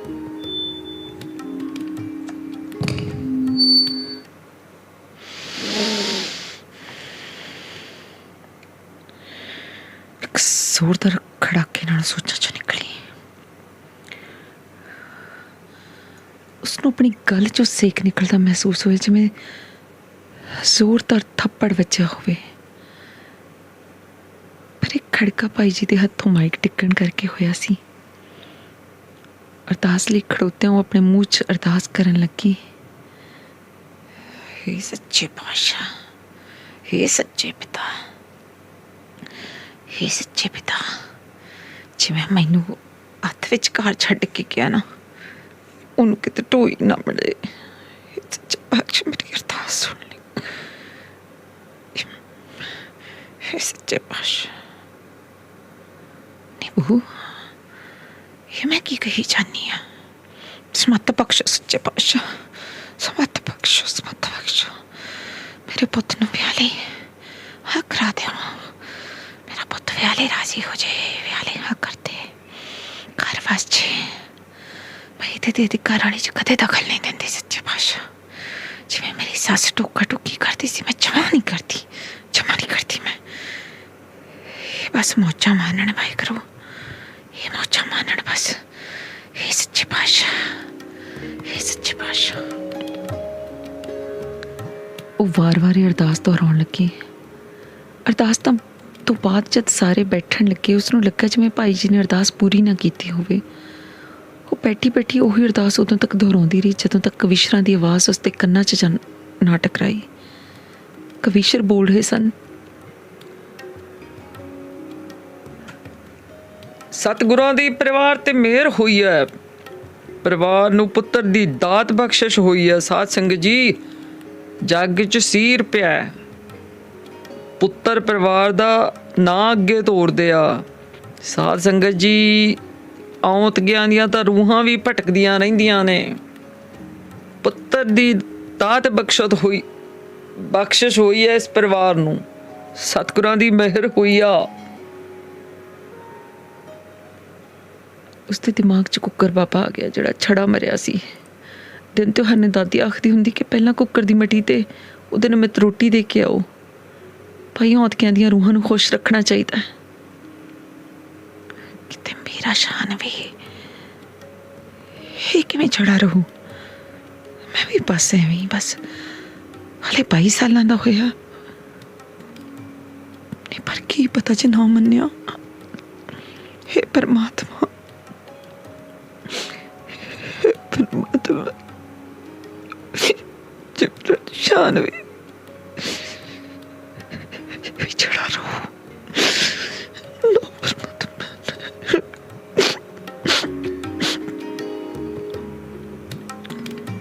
ਉਸਦੀਆਂ ਅੱਖਾਂ 'ਚੋਂ ਪਰਲ ਹੰਝੂ ਗਿਰਨ ਲੱਗੇ। ਅਰਦਾਸ ਤੋਂ ਬਾਅਦ ਬੈਠਿਆਂ ਸ਼ਾਨ ਦੀ ਨਿਗਾਹ ਫਿਰ ਉਸ ਬੱਚੇ ਤੇ ਪਈ। ਕੁਰਕੀ ਦੇਣ ਵਾਲੇ ਆਦਮੀ ਨੂੰ ਬਾਂਹ ਤੋਂ ਫੜ ਕੇ ਖਿੱਚਣ ਦੀ ਕੋਸ਼ਿਸ਼ ਕਰ ਰਿਹਾ ਸੀ। ਜਦੋਂ ਆਦਮੀ ਨਾ ਉੱਠਿਆ ਤਾਂ ਉਹ ਜਾ ਕੇ ਇੱਕ ਵੱਡ ਉਮਰੀ ਔਰਤ ਦੀ ਬੁੱਕੜ ਵਿੱਚ ਜਾ ਬੈਠਾ। ਨਾਨੀ ਨੇ ਉਸਨੂੰ ਨਾਨੀ ਦੀ ਯਾਦ ਆਈ ਜਦ ਉਸ ਔਰਤ ਨੇ ਉਸ ਬੱਚੇ ਨੂੰ ਹਿੱਕ ਨਾਲ ਘੁੱਟ ਲਿਆ ਤੇ ਫਿਰ ਝਟਕੇ ਨਾਲ ਗੋਦੀ 'ਚੋਂ ਉਤਾਰ ਦਿੱਤਾ। ਨਾਨੀ ਵੀ ਤਾਂ ਐਵੇਂ ਕਰਦੀ ਹੁੰਦੀ ਸੀ ਨਾ, ਕੁੱਟਦੀ ਹੁੰਦੀ ਸੀ, ਕਹਿੰਦੀ ਹੁੰਦੀ ਸੀ, ਕੀ ਦਾ ਪੁੱਤ ਹੈ? ਨਾਨੀ ਦਾ। ਇਹ ਸੁਣ ਕੇ ਜ਼ੋਰ ਨਾਲ ਹਿੱਕ ਲਾ ਲੈਂਦੀ। ਫਿਰ ਪੁੱਛਦੀ, ਦਾਦੀ ਕੀ ਬੋਲਦੀ ਸੀ? ਕੁਛ ਨਹੀਂ। ਨਾ ਡੈਡੀ ਕੀ ਕਹਿੰਦਾ ਸੀ? ਕੁਛ ਨਹੀਂ। ਦਾਦੀ ਨੇ ਕੀ ਖਵਾਇਆ ਸੀ? ਕੁਛ ਨਹੀਂ। ਤੇ ਨਾਨੀ ਬੁੱਕਲ 'ਚੋਂ ਬਾਹਰ ਤੱਕ ਦਿੰਦੀ। ਦਾਦੀ ਦਾ ਖਿਆਲ ਆਉਂਦੇ ਉਸਦੀਆਂ ਮੁੱਠੀਆਂ ਵਿੱਚ ਗਈਆਂ। ਉਹ ਮਾਂ ਤੇ ਨਾਨੀ ਬਾਰੇ ਆਖਦੀ, ਇਹੋ ਜਿਹੀਆਂ ਕੰਚਰੀਆਂ ਨਾਲ ਪਾ ਪਿਆ ਮੇਰੇ ਭੋਰਾ ਪਰ ਪੁੱਤ ਤੇ ਨੂੰ 2 ਘਰਾਂ 'ਚ ਜਿਉਣਾ ਪੈਂਦਾ ਹੈਗਾ।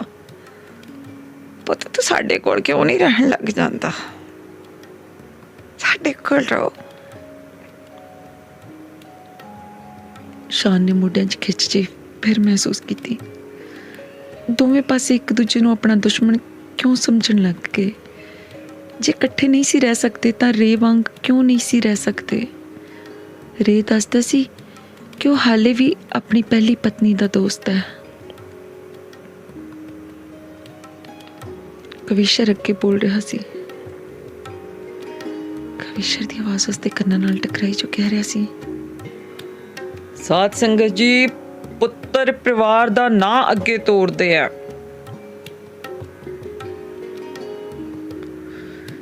ਸ਼ਾਨ ਸੋਚਣ ਲੱਗਿਆ ਕਿ ਲੋਕ ਸਿਰਫ ਪਰਿਵਾਰ ਦਾ ਨਾਂ ਅੱਗੇ ਤੋਰਨ ਖਾਤਰ ਬੱਚੇ ਕਿਵੇਂ ਪੈਦਾ ਕਰ ਲੈਂਦੇ ਆ, ਜਦ ਕਿ ਬੱਚੇ ਸੰਭਾਲਣ ਦਾ ਉਹਨਾਂ ਨੂੰ ਪਤਾ ਨਹੀਂ ਹੁੰਦਾ। ਫਿਰ ਮਾਂ ਮੈਨੂੰ ਵਿਆਹ ਲਈ ਕਿਉਂ ਤੰਗ ਕਰਦੀ ਹੈ? ਇਹਨੇ ਡੈਡੀ ਦਾ ਨਾਂ ਅੱਗੇ ਤੋਰ ਕੇ ਕੀ ਲੈਣਾ? ਇਹ ਤਾਂ ਡੈਡੀ ਨੂੰ ਨਫ਼ਰਤ ਕਰਦੀ ਹੈ ਨਾ। ਸ਼ਾਨ ਨੇ ਔਰਤਾਂ ਵਾਲੇ ਪਾਸੇ ਦੇਖਿਆ। ਉਸਨੂੰ ਲੱਗਿਆ ਜਿਵੇਂ ਮਾਂ ਅੱਖਾਂ ਸਾਫ਼ ਕਰ ਰਹੀ ਸੀ। ਇਹ ਮਮ ਨੂੰ ਕੀ ਹੋ ਗਿਆ? ਇਹ ਕਿਉਂ ਰੋਂਦੀ ਆ? ਇਹੀ ਸੋਚਦਾ ਉਹ ਲੰਗਰ ਹਾਲ ਵਿੱਚ ਚਲਾ ਗਿਆ ਤੇ ਉੱਥੋਂ ਆਪਣੀ ਸਿਲਵਰ ਰੰਗ ਦੀ 2 ਦਰਵਾਜ਼ਿਆਂ ਵਾਲੀ ਹੋਂਡਾ ਸਿਵਿਕ ਕਾਰ ਵਿੱਚ ਜਾ ਬੈਠਾ।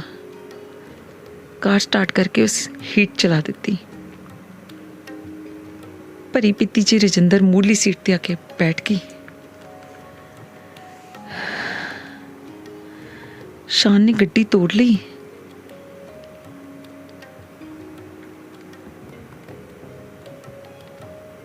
ਪਰ ਉਸਨੂੰ ਸਮਝ ਨਹੀਂ ਸੀ ਆ ਰਹੀ ਕਿ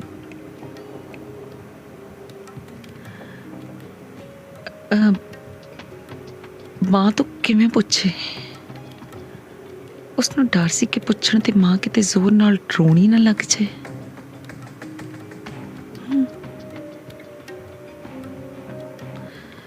ਇਸੇ ਚੱਕਾਂ ਤੱਕਾਂ 'ਚ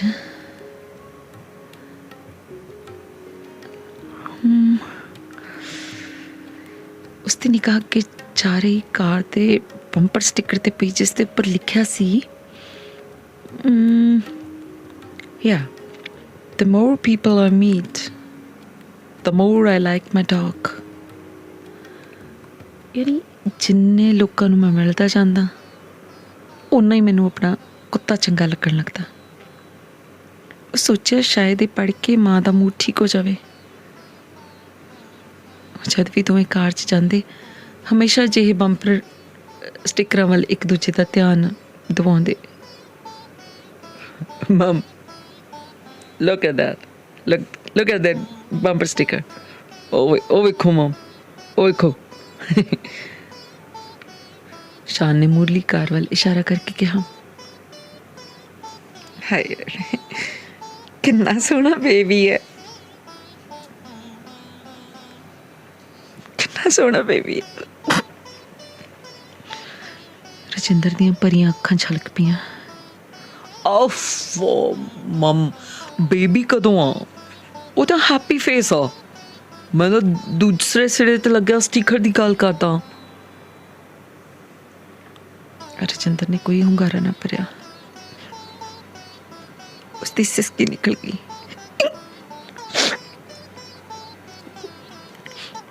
ਕੀ ਹੋਇਆ ਮਮ? ਮਮ ਤੂੰ ਦੱਸ ਕਾਹਤੋਂ ਰੋਨੀ ਆ? What happened mom? Mom, tell me now, why are you crying, mom? What's the reason?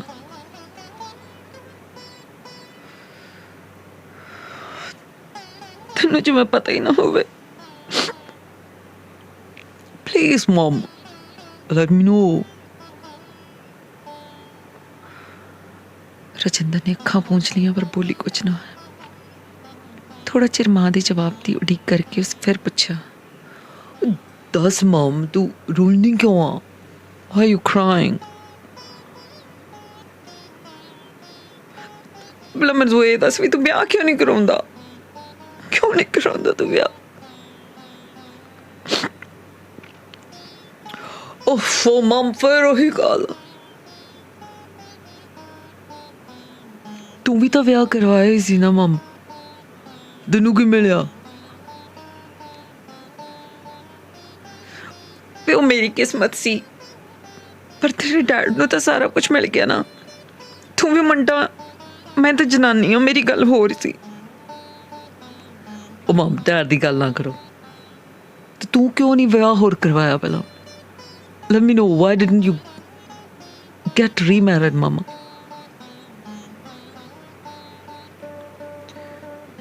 ਵੇ ਮੈਂ ਵਿਆਹ ਕਰਾ ਲੈਂਦੀ ਤਾਂ ਤੇਰੀ ਕੌਣ ਸੰਭਾਲ ਕਰਦਾ? ਬੇਗਾਨੇ ਕਦੇ ਪਿਓ ਬਣਿਆ? ਦੇਖ ਪੁੱਤ, ਇਹੋ ਨਾ ਕਰ, ਤੂੰ ਵਿਆਹ ਕਰਾ ਲਾ, ਮੈਂ ਤੇਰੇ ਬੱਚੇ ਖੜਾਇਆ ਕਰੂੰ, ਘਰ 'ਚ ਰੌਣਕ ਹੋ ਜੂਗੀ। ਤੂੰ ਤਾਂ ਸਾਰਾ ਦਿਨ ਕੰਪਿਊਟਰ ਮੂਹਰੇ ਬੈਠਾ ਰਹਿਣਾ, ਮੈਂ ਕੰਧਾਂ ਨਾਲ ਗੱਲਾਂ ਕਰਿਆ ਕਰਾਂ।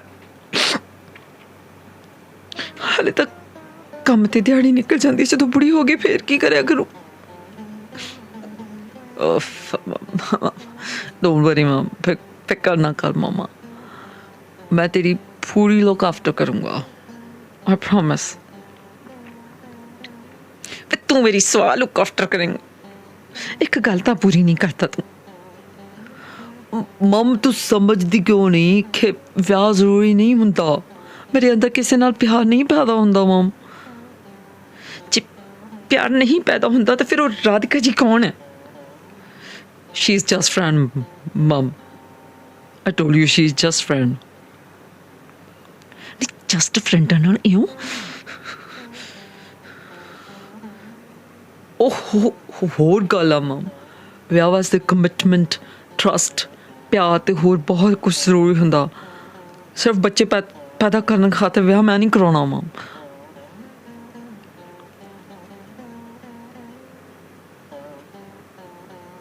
ਜੇ ਅੱਖਾਂ ਮੀਚ ਕੇ ਕਿਸੇ ਨਾਲ ਪਿਆਰ ਕੀਤੇ ਬਿਨਾਂ ਮੈਂ ਵਿਆਹ ਕਰਾ ਲਵਾਂ, ਫਿਰ ਮੇਰੇ ਵਰਗੇ ਬੱਚੇ ਪੈਦਾ ਹੋਣਗੇ ਜਿਨ੍ਹਾਂ ਦੀ ਜ਼ਿੰਦਗੀ ਦੁੱਲ ਹੋਵੇਗੀ। No way, ਮੈਂ ਨਹੀਂ ਕਰਾ ਸਕਦਾ ਇਸ ਤਰ੍ਹਾਂ ਵਿਆਹ।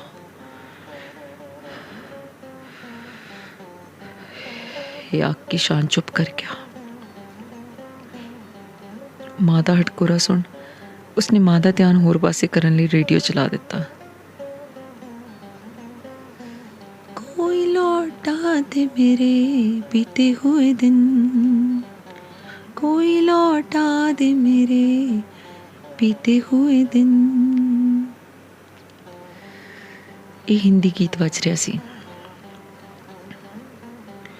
So somebody return my old good days, especially childhood. ਸਾਰੇ ਆਪਣੇ ਚਾਈਲਡਹੁੱਡ ਦੇ ਦਿਨ ਵਾਪਸ ਮੰਗਦੇ ਹੁੰਦੇ ਆ, ਇਹ ਸਭ ਨੂੰ ਪਿਆਰੇ ਹੁੰਦੇ ਆ। Somebody return my good old days, the childhood. Radio DJ ਬੋਲ ਰਿਹਾ ਸੀ। ਕ੍ਰੈਪ ਕ੍ਰੈਪ। ਯਾ ਕਿਸ਼ਾਨ ਨੇ ਰੇਡੀਓ ਬੰਦ ਕਰ ਦਿੱਤਾ ਤੇ ਇੱਕ ਹੋਕਾ ਲਿਆ ਜਿਹੜਾ ਰਜਿੰਦਰ ਦੇ ਧੁਰ ਅੰਦਰ ਤੱਕ ਉਤਰ ਗਿਆ। ਹਾਏ ਹਾਏ ਮੈਂ ਮਰ ਜਾ। ਐਡਾ ਹੋਕਾ। ਰਜਿੰਦਰ ਨੇ ਆਪਣੀਆਂ ਅੱਖਾਂ ਪੂੰਝ ਸੁੱਟੀਆਂ। ਕੀ ਕਰਾਂ ਮੈਂ ਇਹਦੇ ਹੋਕਿਆਂ ਦਾ? ਜੰਮਦੇ ਨੂੰ ਮਿਲ ਕੇ ਹੋ ਕੇ ਉਹਦੇ ਦਿਮਾਗ 'ਚ ਛੋਟਾ ਜਿਹਾ ਸ਼ਾਨ ਆਇਆ ਜਿਹੜਾ ਗੁਰਵੀਰ ਤੇ ਉਸਨੂੰ ਬਹਿਸਦੇ ਸੁਣ ਕੇ ਰੋਣ ਲੱਗਾ ਸੀ ਤੇ ਗੁਰਵੀਰ ਨੇ ਉਸਦੇ ਥੱਪੜ ਜੜ ਦਿੱਤਾ ਸੀ। ਸ਼ਾਨ ਦੀਆਂ ਚੀਕਾਂ ਰੋ ਕੇ ਲੈਂਦੇ ਸ਼ਾਨ ਨੂੰ ਵੇਖ ਕੇ ਉਸਦਾ ਅੰਦਰ ਵਿਲੁੰਦਰਿਆ ਗਿਆ ਸੀ। ਉਸਦਾ ਅੰਦਰ ਵਿਲੁੰਦਰਿਆ ਗਿਆ ਸੀ।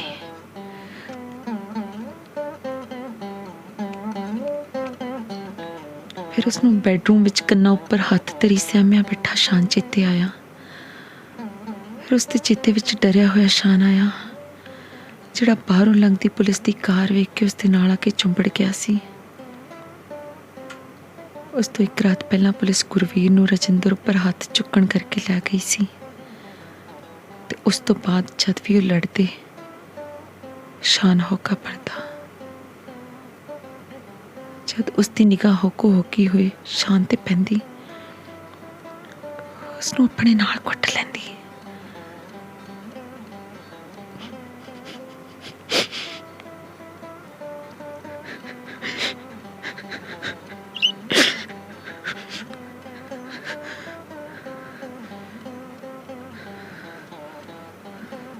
ਨਹਾ ਕੇ ਲੈਂਦਾ, ਥੱਕ ਕੇ ਸੌਂ ਜਾਂਦਾ ਅਤੇ ਨਿਡਾਲ ਜੀ ਹੋਈ ਉਹ ਆਪ ਹੋ ਕੇ ਭਰਨ ਲੱਗਦੀ।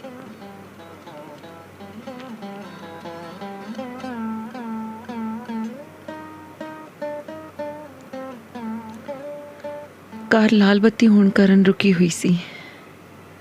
ਅਚੇਤ ਹੀ ਰਜਿੰਦਰ ਦਾ ਹੱਥ ਗੇਅਰ ਲੀਵਰ ਉੱਪਰ ਟਿਕੇ ਸ਼ਾਂਤ ਦੇ ਹੱਥ ਉੱਪਰ ਟਿਕ ਗਿਆ ਤੇ ਉਸ ਦੇ ਅੰਦਰੋਂ ਇੱਕ ਹੌਕਾ ਨਿਕਲਿਆ। ਮਾਂ ਦੇ ਹੱਥ ਦੀ ਛੋ ਸ਼ਾਨ ਨੂੰ ਡਿੱਗੀ ਲੱਗੀ। ਮਾਂ ਵੀ ਕਿੰਨਾ ਖਿਆਲ ਰੱਖਦੀ ਆ ਨਾ ਮੇਰਾ, ਪਰ ਇਹ ਵਿਆਹ ਵਾਲੀ ਜ਼ਿੱਦ ਗਲਤ ਹੈ। ਮਾਂ ਦੀ ਇਸ ਇੱਛਾ ਦਾ ਕੀ ਬਦਲਾ ਲੱਭਾਂ ਮੈਂ?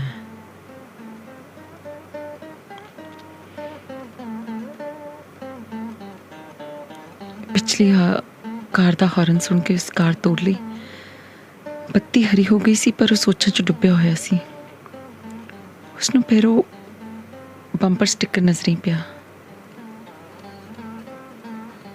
ਇਹ ਬੰਦਾ ਰੋਡ ਵਰਗਾ ਹੋਵੇਗਾ ਨਾ? ਰੋਡ, ਉਸਨੇ ਸੋਚਿਆ ਤੇ ਉਸਦੇ ਦਿਮਾਗ ਵਿੱਚ ਕੰਮ ਤੇ ਲੰਚ ਰੂਮ 'ਚ ਬੈਠਿਆਂ ਦੀ ਗੱਲਬਾਤ ਚੇਤੇ ਆ ਗਈ। ਉਸ ਦਿਨ ਆਈਵਨ ਨੇ ਰੋਡ ਤੋਂ ਪੁੱਛਿਆ ਸੀ, Rod, when will you settle down? ਮਤਲਬ ਪੁੱਛਦਾ ਸੀ ਕਿ ਰੋਡ ਤੂੰ ਕਦ ਸੈਟਲ ਹੋਣਾ?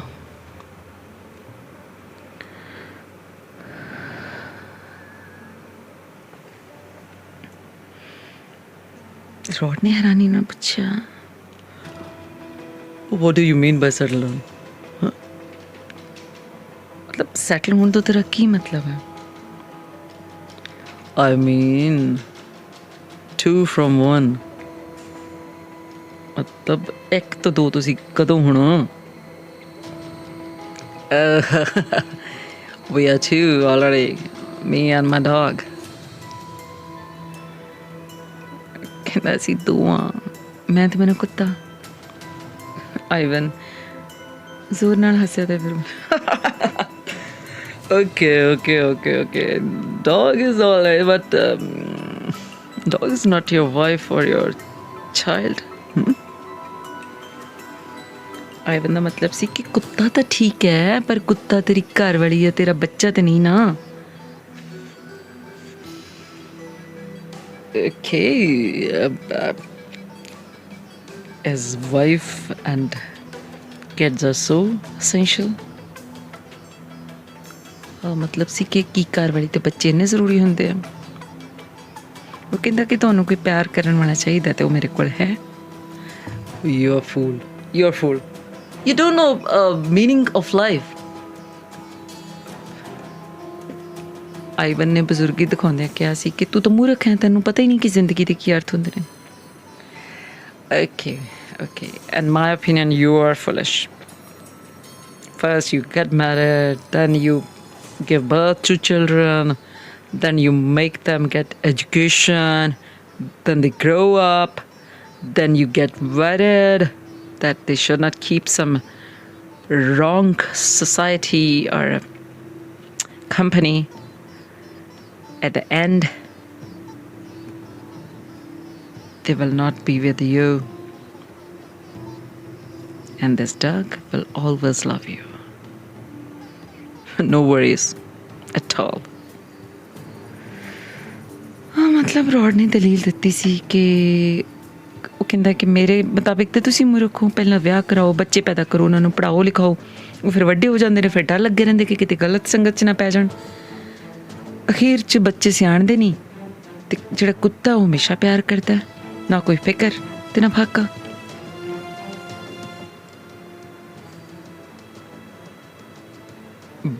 ਆਈਵਨ ਨੇ ਕਿਹਾ ਕਿਉਂਕਿ this is selfishness. Yeah. The animals can take place of your children. ਕਹਿੰਦਾ ਕਿ ਇਹ ਤਾਂ ਖੁਦਗਰਜ਼ੀ ਦੀ ਨਿਸ਼ਾਨੀ ਹੈ, ਜਾਨਵਰ ਬੱਚਿਆਂ ਦੀ ਥਾਂ ਨਹੀਂ ਲੈ ਸਕਦੇ। ਅੱਗੋਂ ਰੋਡ ਦੀ ਫੇਰ ਦਲੀਲ ਸੀ, But they fulfill your loneliness. They fill it up with their love. ਉਹਦਾ ਮਤਲਬ ਸੀ ਕਿ ਇਹ ਤੁਹਾਡੀ ਇਕੱਲਤਾ ਨੂੰ ਪੂਰ ਦਿੰਦੇ ਆ।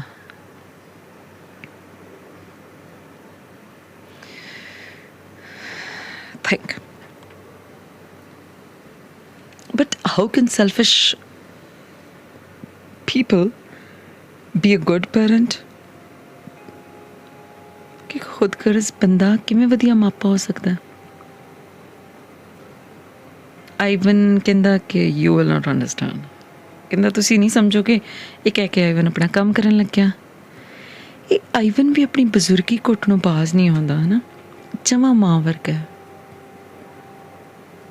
ਉਸ ਦਿਨ ਕਹਿੰਦਾ ਕਿ ਸ਼ਾਨ ਤੂੰ ਬਾਹਰ ਅੰਦਰ ਕਿਤੇ ਜਾਂਦਾ ਕਿਉਂ ਨਹੀਂ, ਕਿਵੇਂ ਬਿਤਾਉਂਦਾ ਵਿਹਲਾ ਸਮਾਂ? ਸ਼ਾਨ ਕਹਿੰਦਾ ਕਿ ਬਹੁਤਾ ਟਾਈਮ ਇੰਟਰਨੈਟ ਤੇ ਬਿਤਾਉਂਦਾ।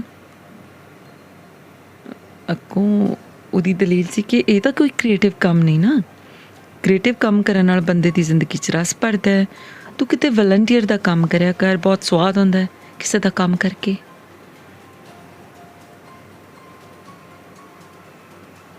ਸ਼ਾਨ ਕਹਿੰਦੇ ਕਿ ਪਰ ਕੀ ਕਰਾਂ, ਜੀ ਨਹੀਂ ਕਰਦਾ, ਨਾ ਕਿਸੇ ਨੂੰ ਮਿਲਣ ਗਿਲਣ ਨੂੰ ਜੀ ਕਰਦਾ।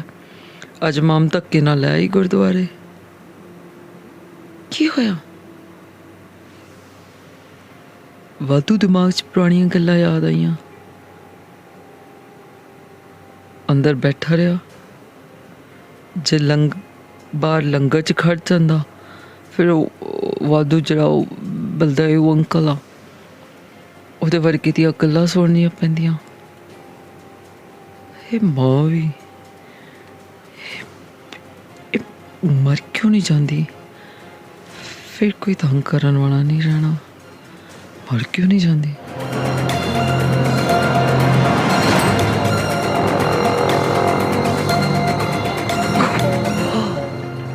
ਉਸਦਾ ਪੈਰ ਬ੍ਰੇਕ ਤੇ ਟਿਕਿਆ। ਕਿੱਡਾ ਖੁਦ ਕਰਜ਼ਾ ਨਾ ਮੈਂ ਇਹੋ ਜਿਹੀਆਂ ਸੋਚਾਂ ਸੋਚਦਾ। ਅਚਾਨਕ ਵੱਜੀ ਬ੍ਰੇਕ ਕਾਰਨ ਰਜਿੰਦਰ ਨੂੰ ਝਟਕਾ ਜਿਹਾ ਵੱਜਾ। ਉਸ ਸ਼ਾਨ ਵੱਲ ਵੇਖਿਆ। ਸ਼ਾਨ ਦੀਆਂ ਸੁੰਨੀਆਂ ਅੱਖਾਂ ਤੋਂ ਉਸਨੂੰ ਡਰ ਆਉਣ ਲੱਗਿਆ। ਡਾਈਵੋਰਸ ਦੇ ਮੁਕੱਦਮੇ ਸਮੇਂ ਮੇਰੀਆਂ ਅੱਖਾਂ 'ਚ ਵੀ ਜਿਹੀ ਸੁੰਨ ਸੀ। ਖੁਦਕੁਸ਼ੀ ਕਰਨ ਦੇ ਵਿਚਾਰ ਮੁੜ ਆਉਂਦੇ ਸਨ, ਪਰ ਸ਼ਾਨ ਦੇ ਖਿਆਲ ਨੇ ਜਿਉਣ ਲਈ ਮਜਬੂਰ ਕਰ ਦਿੱਤਾ ਸੀ ਤੇ ਇਸ ਦੀ ਜ਼ਿੰਮੇਵਾਰੀ ਨੇ ਅੱਖਾਂ 'ਚ ਜ਼ਿੰਦਗੀ ਭਰ ਦਿੱਤੀ ਸੀ। ਸ਼ਾਨ ਨੂੰ ਵੀ ਜ਼ਿੰਮੇਵਾਰੀ ਦੀ ਜ਼ਰੂਰਤ ਹੈ। ਐਵੇਂ ਵਹਿਮ ਕਰਦਾ ਸਾਰਾ ਕੁਝ ਆਪੇ ਹੋ ਜਾਂਦਾ ਹੁੰਦਾ। ਵਿਆਹ ਤੋਂ ਬਾਅਦ ਤਾਂ ਬੰਦਾ ਉੱਡਿਆ ਫਿਰਦਾ। ਮੇਰਾ ਕਿਹੜਾ ਧਰਤੀ ਤੇ ਪੈਰ ਲੱਗਦਾ ਹੁੰਦਾ ਸੀ।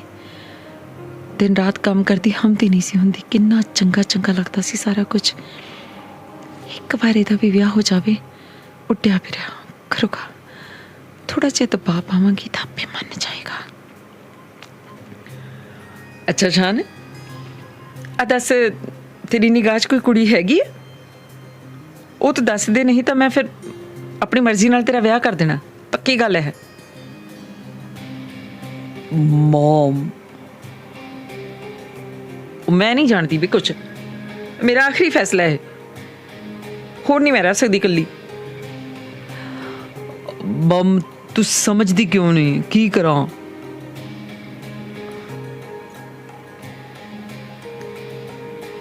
ਮਮ ਪਲੀਜ਼ ਟਰਾਈ ਟੂ ਅੰਡਰਸਟੈਂਡ।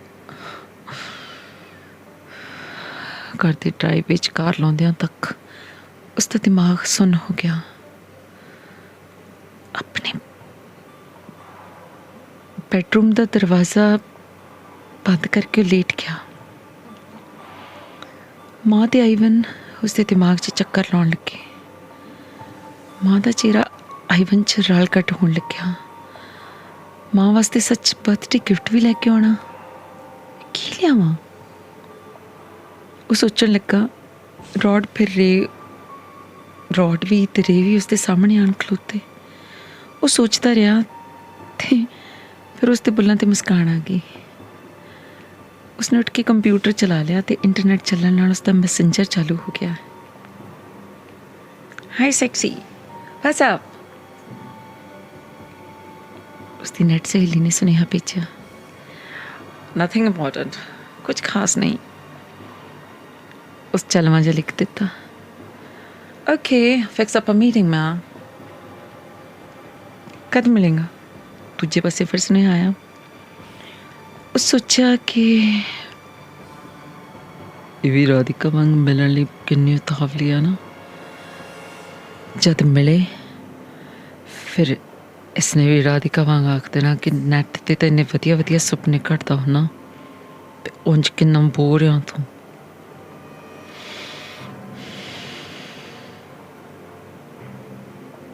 फिर उसने लिख भेजा, ओके मैं नेट फ्रेंड रहना पसंद करूँगा। okay then let's do cyber sex। ਦੂਜੇ ਪਾਸੇ ਸੁਨੇਹਾ ਆਇਆ ਸੀ, सॉरी आई एम बिजी। ਉਸਨੇ ਲਿਖ ਕੇ ਮੈਸੇਂਜਰ ਬੰਦ ਕਰ ਦਿੱਤਾ ਤੇ ਸਰਚ ਕਰਨ ਲੱਗਿਆ। ਫਿਰ ਉਹ ਉੱਠਿਆ ਤੇ ਹੁਣੇ ਆਇਆ ਮਮ। ਵੇਖਿਆ ਕਿ ਘਰੋਂ ਬਾਹਰ ਹੋ ਗਿਆ। ਜਦੋਂ ਵਾਪਸ ਆਇਆ ਤੇ ਉਸ ਕੋਲ ਇੱਕ ਨਿੱਕਾ ਜਿਹਾ ਕਤੂਰਾ ਸੀ। ਉਸ ਰਜਿੰਦਰ ਨੂੰ ਪੜਾਉਂਦਿਆਂ ਕਿਹਾ, ਆਲਾ ਮਮ ਤੇਰਾ ਬਰਥਡੇ ਗਿਫਟ ਆ। ਉਮੀਦ ਆ ਤੇਰੀ ਕੱਲ ਤੁਹਾਨੂੰ ਇਹ ਦੂਰ ਕਰੂਗਾ ਤੇ ਤੇਰਾ ਸਾਥ ਦਊਗਾ। You will enjoy his company.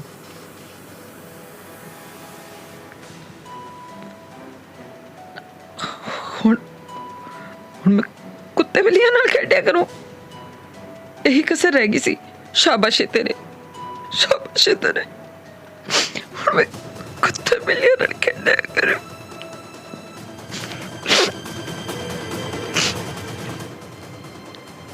ਕਤੂਰਾ ਉਸਦੇ ਪੈਰਾਂ 'ਚ ਪਿਆ, ਪੈਰ ਸੁੰਘ ਰਿਹਾ ਸੀ।